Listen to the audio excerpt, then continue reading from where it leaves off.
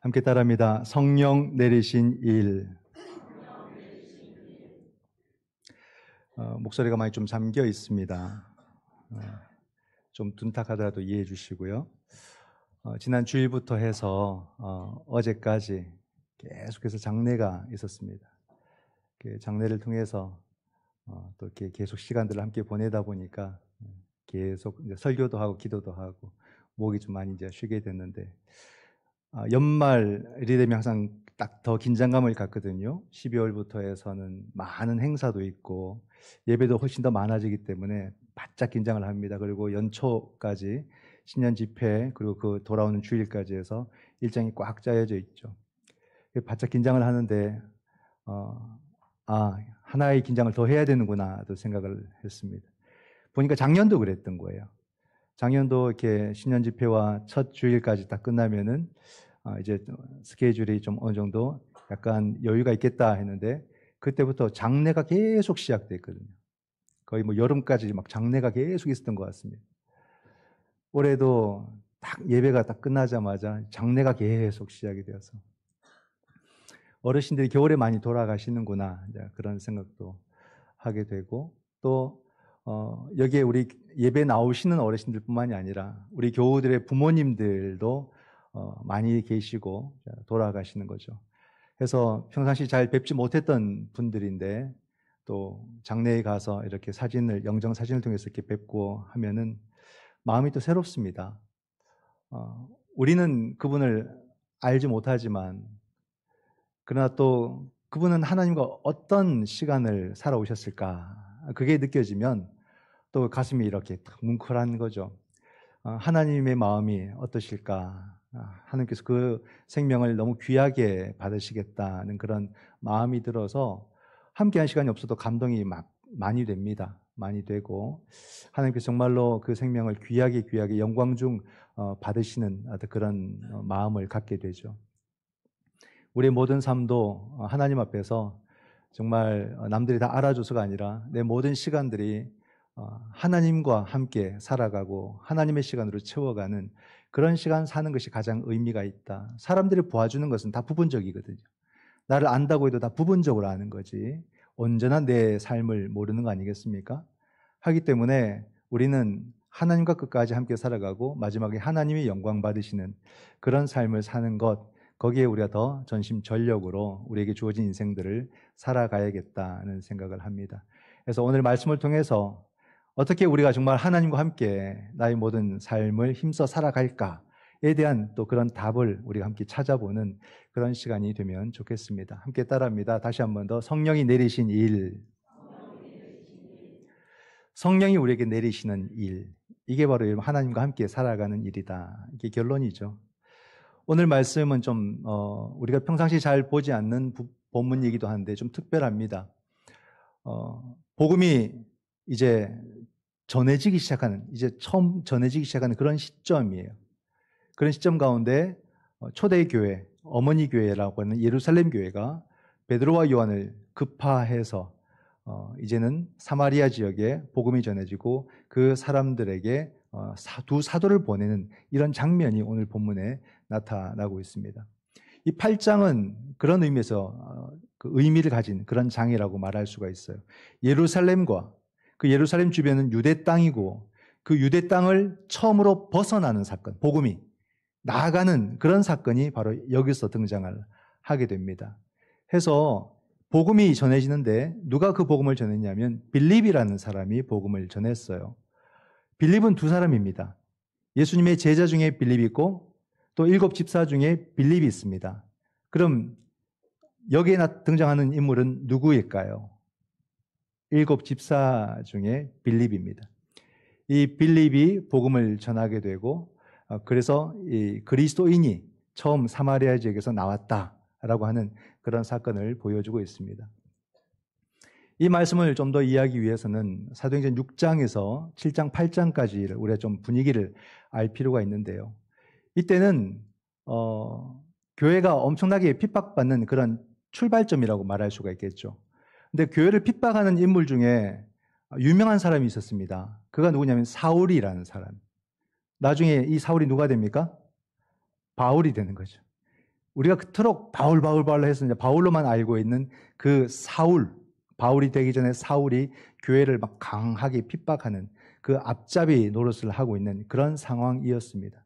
그런 가운데 교회에는 한 두 구성이 있었습니다. 이거는 무슨 이렇게 뭐랄까 이렇게 나뉘어진 그런 모습보다는 교회가 움직여지는 하나의 구성이라고 볼 수 있는데 두 구성이 있었어요. 사도들을 중심으로 하는 그런 구성이 있고 그룹이 있고 또 나중에는 사도들이 다 사역 감당하기 힘드니까 7 집사를 세웁니다. 그렇게 해서 섬김과 봉사의 사역들을 감당하도록 해서 또 한 그룹이 형성이 됩니다. 그래서 이 사도들의 중심에는 베드로와 야고보가 있고요. 그리고 이 집사님들의 그룹에는 스데반과 빌립이 있습니다. 그 스데반 집사님의 막 그 설교도 나오고 또 순교 장면도 바로 그 안에 다 들어가 있거든요. 그리고 빌립 집사님이 또 사마리아에 복음을 전하는 그런 일들도 요 안에 다 들어가 있습니다. 그러다가 곧 세 번째 그룹이 형성이 돼요. 그 그룹은 바로 무엇이냐면 우리가 잘 아는 사울이 바울이 됨으로써 바울과 함께하는 그런 사역의 그룹이 등장을 하게 됩니다. 물론 이 세 번째 그룹이 오늘날의 그 기독교로까지 성장해가는 그런 발판이 되는 거죠. 그런데 이 세 그룹의 공통점이 있었어요. 이 이야기를 보니까. 그러니까 사도들의 중심, 또 그리고 7 집사의 중심, 그리고 바울 사역의 그 중심에 이렇게 하나로 모아지는 게 있는데 그게 바로 성령 사건이라는 겁니다. 이게 다 성령 사건으로 시작되었다라는 것을 오늘 말씀이 보여주거든요. 빌립 집사님이 사마리아 지역으로 가서 복음을 전했습니다. 그리고 세례를 베풀었어요. 그런데 성경이 뭐라 말하냐면 아직 성령이 내리지 아니하셨다 이렇게 이야기를 합니다. 그러니까 초대교회가 급파하는 거죠. 이 베드로와 요한을 바로 보내가지고 안수하게 하며 그들에게 성령이 임했다. 이렇게 성경이 우리에게 보여주고 있습니다. 그 뒤로도 두 사건이 또 있는데요. 8장 18절에 보면은 시몬이라는 이 마술사가 베드로 사도가 사역하는 데 있어서 성령의 역사가 막 나타나니까 이 사람이 이렇게 말합니다. 성령 받는 것을 보고 돈을 가지고 성령을 살려고 했습니다. 그러니까 베드로 사도가 말합니다. 너가 하나님의 선물을 돈 주고 살 줄로 생각하였으니 너의 은과 너가 함께 망할지어다. 22절에 그러므로 너의 이 악함을 회개하고 주께 기도하라. 그렇게 말합니다. 성령 사역을 이 시몬이 착각한 거죠. 돈 주고 살 수 있는 것으로 오해했던 겁니다. 또 하나의 사역이 그 뒤에 나오는데 빌립이 에티오피아 왕의 간다기의 국고를 맡은 그 네시에게 복음을 전합니다. 그리고 그에게 말씀을 가르치고 세례를 베풀죠. 이 모습에 대해서 이 글을 쓰고 있는 누가는 성령이 빌립들어 지시한 이야기다. 성령께서 명하심으로 빌립이 이 일을 했다. 이렇게 말을 합니다. 모든 게 성령의 사건으로 등장을 한다는 거죠. 그럼 성령의 사건이 여기서만 등장하는가? 그렇진 않습니다.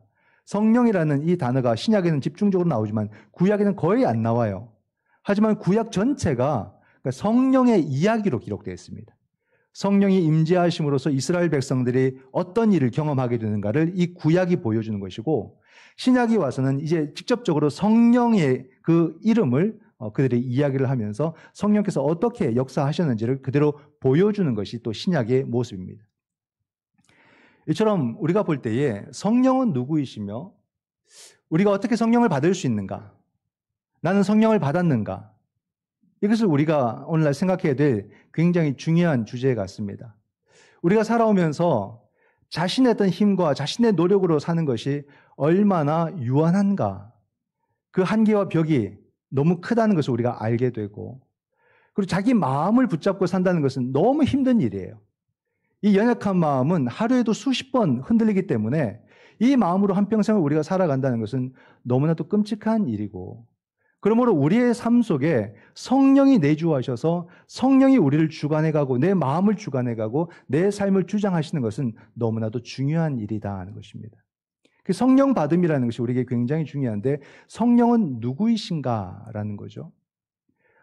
작년에 돌아가신 신학자가 있는데 윌리엄 몰트만입니다. 현대 신학자 중에 가장 최근까지 살아 있었고 또 굉장히 많은 저술을 했고 뛰어난 신학자인데 이 몰트만은 많은 책을 썼는데 성령론에 대해서 많이 썼습니다. 그 중에 책 이름이 생명의 영이에요. 생명의 영. 근데 굉장히 그 책이 중요합니다. 아주 좋은 책인데요. 근데 이 제목이 중요해요. 생명의 영. 왜 그러냐면 한국 교회는 이 성령에 대한 이해를 좀 뭐랄까요? 신비적인 것으로 해석을 많이 했어요. 그 신비적인 것, 뜨거운 것, 종교적인 이런 느낌으로 성령에 대한 가르침, 또 성령 사역 이런 것을 많이 강조했거든요.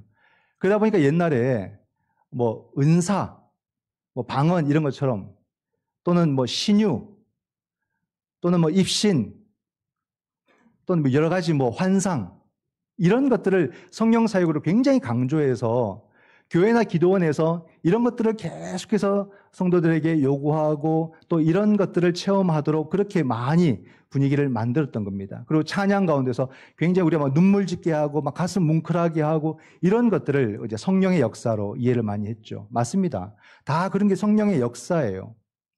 그러나 성경을 통해서 볼 때에 성령의 역사를 그렇게만 이해하면 성령에 대한 한 부분만 이해하는 거죠. 굉장히 적은 부분만 이해하게 만드는 그런 경향이 있습니다.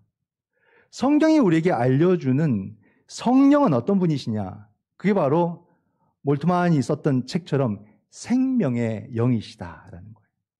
모든 생명의 주인이신 거죠. 성령은.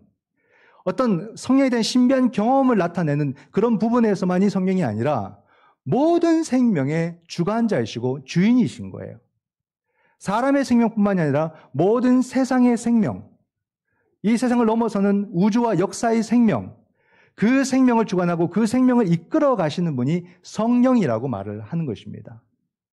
우리 장로님 기도하실 때도 우리 사회에 대한 그런 어려움, 정치의 어려움도 얘기하셨는데 그러면 그것은 우리 사회의 생명력이 지금 굉장히 부족하고 떨어져 있다는 말이잖아요. 그 사회의 생명력도 바로 성령을 통해서 공급이 되고 성령을 통해서 그 생명이 다시 부활할 수 있다는 것을 우리가 알아야 되는 거죠. 우리가 삶을 살아가면서 내 삶에도 내가 살아있지만 그럼에도 우리가 생명력이 다 마르고 줄어들어서 아무것도 할 수 없는 그런 상태로 떨어질 때가 있습니다.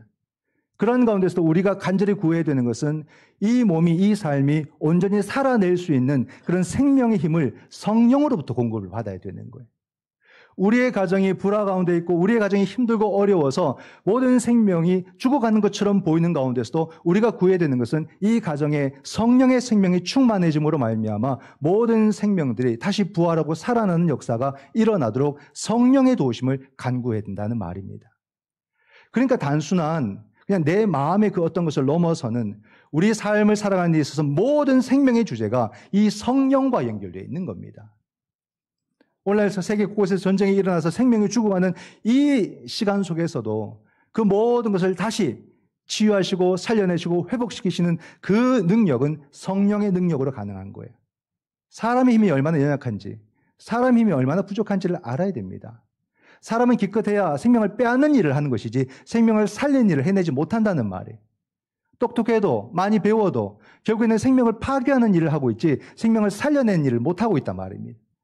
그렇기 때문에 이 모든 것은 성령의 역사 가운데서 다시 생명이 회복되도록 우리가 기도하고 간구하고 그 사역에 우리가 함께 참여하고 동참하는 그런 모습이 우리에게 반드시 필요하다라는 거죠. 성령을 헬라어로 푸뉴마라고 말합니다.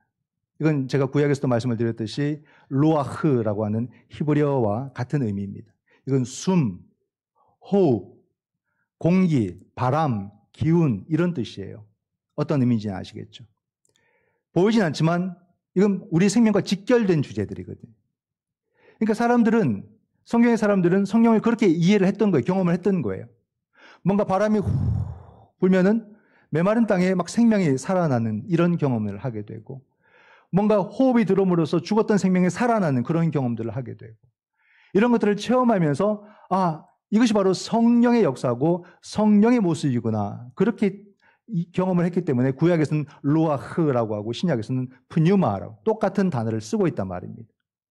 그러면 여러분 성령의 역사는 생명의 역사로 우리 가운데 임하시는데 믿는 자들에게만 성령이 임하시느냐라는 겁니다.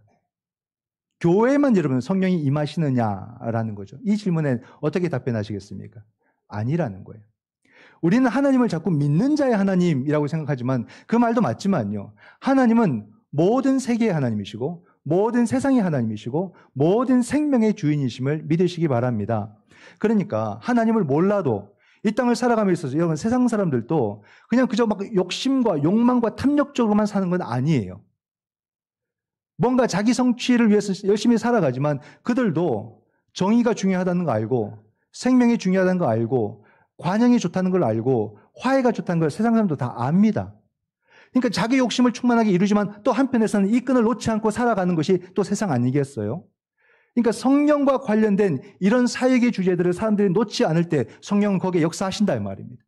그러면서 이 땅의 화해가, 이 땅의 치유가, 이 땅의 정의가, 이 땅의 사랑이, 이 땅의 관용이 다시 살아나도록 이걸 통해서 사람들이 변화되도록 이끌어주시는 분도 성령이시라는 말이에요.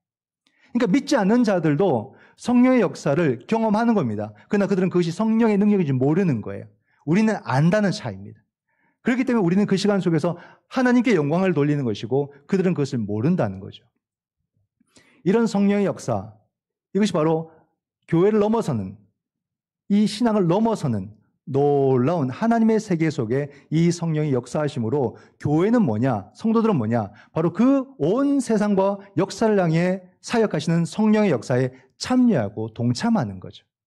그러면서 우리의 모든 사역이 함께 성령의 사역이 되고 생명의 사역이 되도록 돕는 것이 바로 교회가 이 땅 가운데서 해 나가야 되는 일이다. 또한 여러분 16절에 보게 되면은 이 사마리아 사람들이 세례를 받고 그리스도인이 되었다. 근데 성령이 내리지 않으셨다. 이렇게 표현하면서 교회는 두 사도를 급파합니다. 베드로와 요한을 급파해서 그들에게 안수함에 그들에게 성령이 임했다. 이렇게 표현을 해요.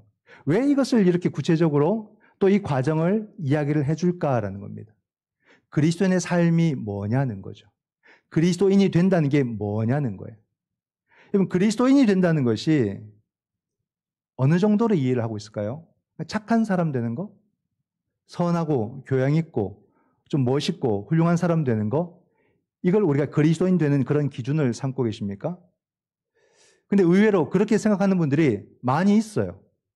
그냥 좀 남들보다 더 착하게 사는 거, 좀 더 베풀고 사는 것. 당연히 그렇게 살아야죠, 여러분. 그리스도인이면요, 교양도 좀 있어야 돼요. 어느 정도 수준 있게 갖춰야 돼요. 인격 갖춰야 됩니다. 선하게 사셔야 되고요. 옳은 것을 선택하고 사셔야 됩니다. 누구보다도 더. 그리스도인인데도 거친 말을 너무 함부로 하고 또 잘못된 일들을 저지르면서 막 사고를 치고 이런 경우에는 우리가 고민해봐야 돼요. 그리스도인이 맞나? 한번 확인을 해봐야 됩니다.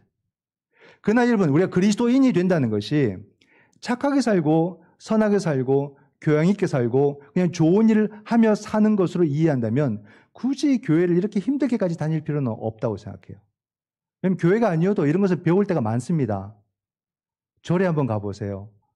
자비를 가르치고 화내지 마라 이렇게 가르치고 막 용서하라 그러고 얼마나 우리 삶에 도움이 되는 이야기를 많이 합니까? 그렇지 않아요? 그런 것들은 교회 밖에서도 얼마든지 가르치고 얼마든지 배울 수 있는 기회가 많습니다.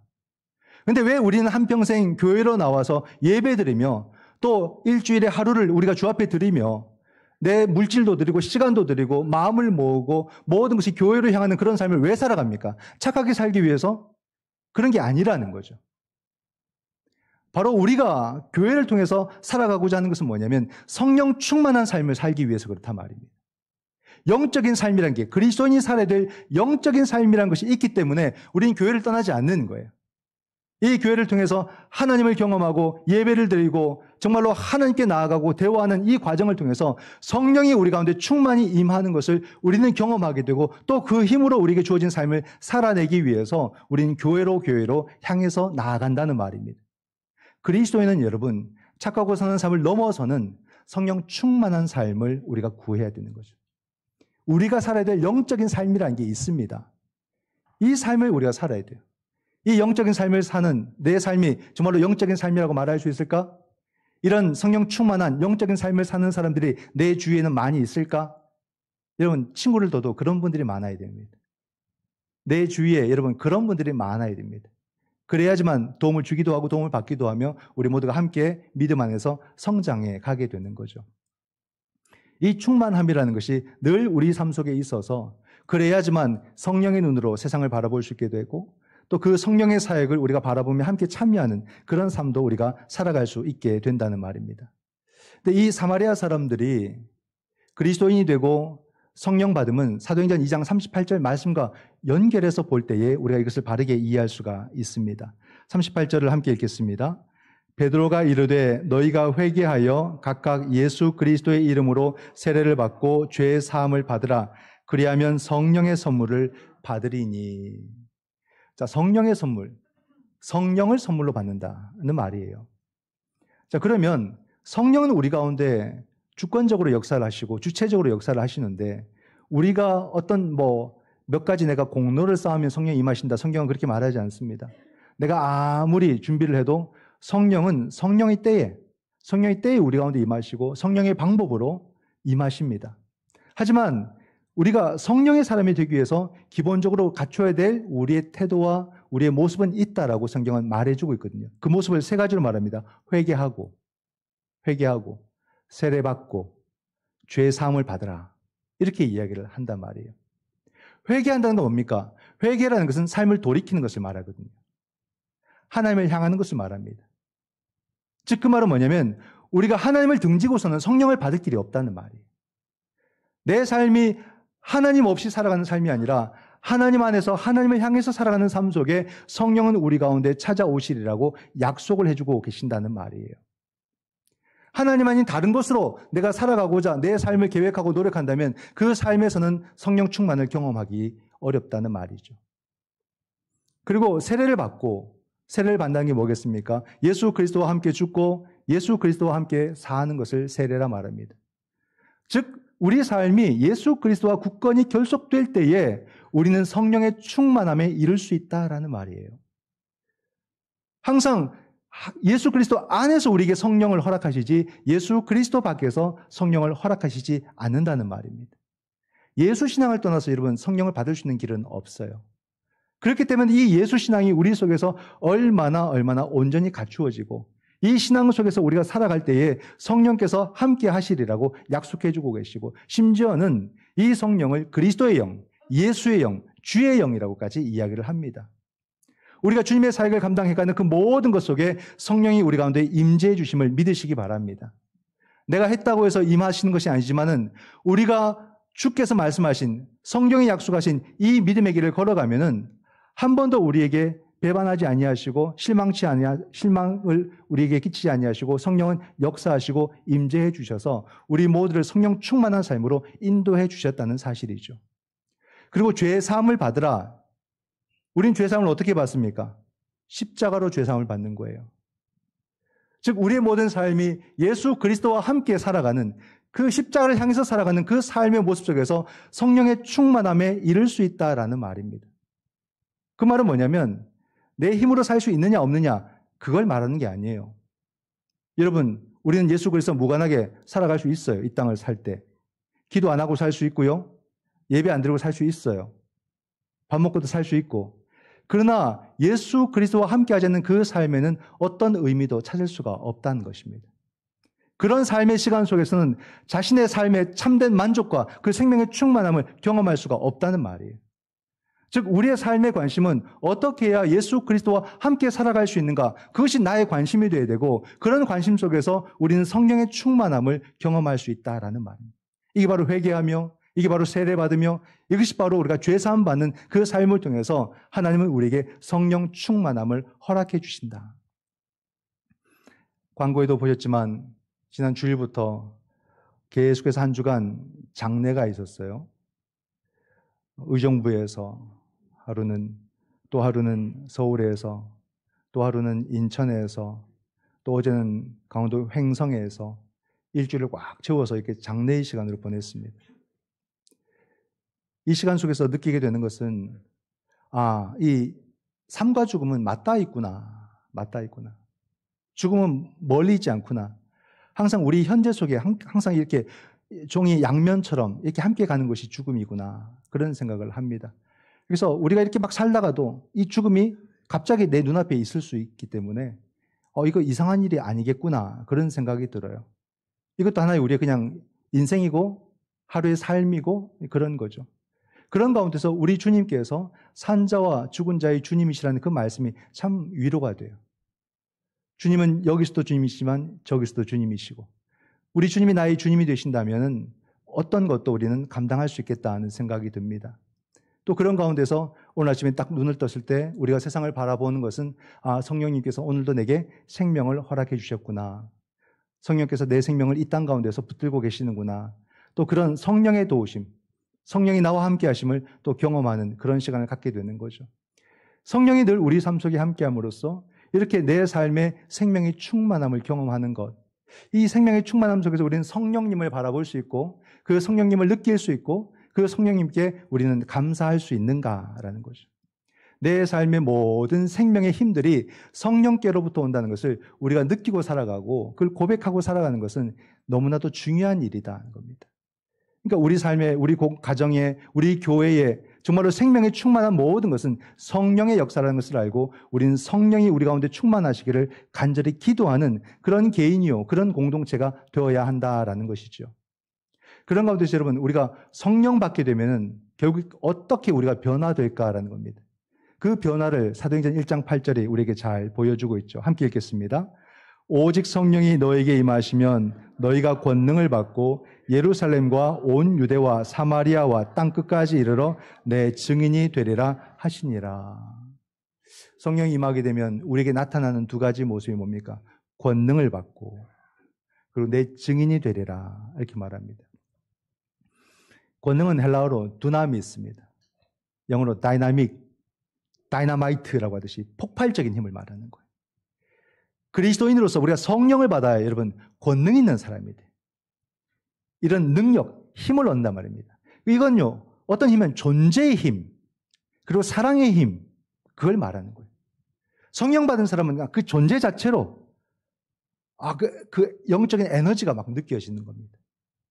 믿음의 사람이 그 존재의 능력을 갖고 이 사회로 여러분 진출한다고 생각해 보십시오. 굉장히 감격스러운 일이에요.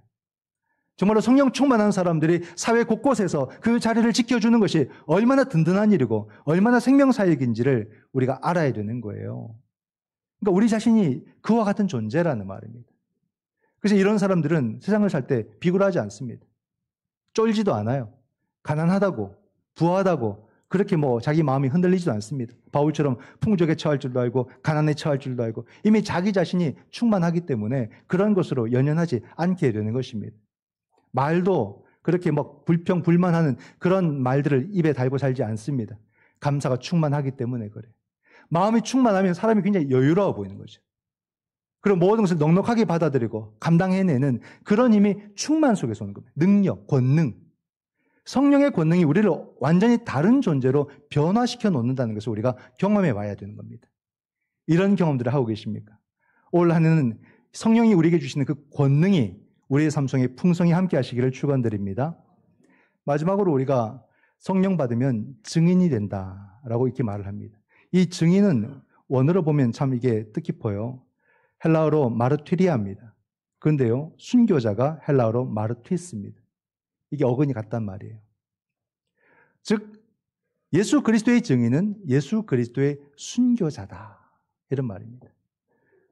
오늘날 우리는 물리적인 순교로 부름받지는 않았어요. 어찌 보면 참 감사한 시대를 산다. 저는 그렇게 생각을 하지만 또 제가 아는 한 선교사님은 지금 요르단에 있는데 이스라엘이 시리아와 또는 팔레스타인과 막 전쟁 미사일을 쏘고 하니까 잠깐 나오셨다가 급하게 들어가야겠다고 또 얘기하시고 가시는 거예요. 전쟁이 이제 일어나는데 문이 닫히기 전에 빨리 들어가야 된다고. 그들이 고통받는 순간에 함께 해야 된다는 거죠. 그런 분들은 물리적 순교로 부름받아서 또 그 자리에서 함께 하시는 분들이 계십니다. 근데 우리는 여러분 물리적 순교로 부름받지는 않았어요. 얼마나 감사한 일인가. 근데 여러분 방심해서는 안 된다는 말입니다. 물리적 순교로 부름받거나 안 받거나 복음은요 순교자의 정신 가운데 전해지지 이 정신이 없으면 복음은 어디에서도 안 전해진다는 말이에요. 오늘 우리 사회가 한번 보십시오. 물리적 순교를 우리에게 요구하지 않지만 복음이 힘을 다 잃어버렸어요. 교회가 힘을 잃어가고 있어요. 복음이 안전해진다는 말입니다. 그 말은 우리에게 순교자의 정신이 희미해졌다는 말이에요. 오늘 이 땅을 살아가면서도 우리는 반드시 이 순교자의 정신으로 살아갈 때 오늘 이 사회 속에 교회는 다시 세워지고 다시 복음은 전해지는데 오늘날 우리가 이 순교자의 정신을 너무 잃어버리고 사는 것이 아니냐는 거예요. 우리가 순교자의 정신을 가지면 어떤 삶이 될까 가만히 생각해 보면요. 정말 얻는 게 많아요. 내가 죽겠다는데 뭘 더 욕심을 부리겠습니까? 내가 죽겠다는데 뭘 우리가 못 참겠습니까? 내가 죽기까지 하겠다는데 내가 누구를 사랑하지 못하겠습니까? 그러니까 우리가 누군가를 이해하고 용납하고 기다리고 사랑하는 모든 것도 그 순교자의 삶 속에서 허락되는 거예요. 그렇게 본다면 인생의 참된 기쁨과 만족도 순교자의 길에 있고 인생의 진정한 행복도 순교자의 길에서 경험할 수 있다라는 말입니다. 이 모든 것이 무엇을 통해서? 성령 충만함을 통해서. 성령이 우리 가운데 임하시면 우리가 이런 권능의 사람이 되는 것이고 이런 순교의 정신을 갖고 우리에게 주어진 삶을 살아갈 수 있다라고 오늘의 말씀이 우리에게 알려주고 있습니다. 여러분, 올 한 해도 우리 모든 성도들은 권능의 종들이 다 되시고 또 이 순교자의 정신을 가지고 또 주어진 나의 모든 삶의 시간들을 온전히 감당하시는 능력의 종, 사랑의 종이 다 되시기를 주님의 이름으로 축원드립니다. 아멘. 기도하겠습니다.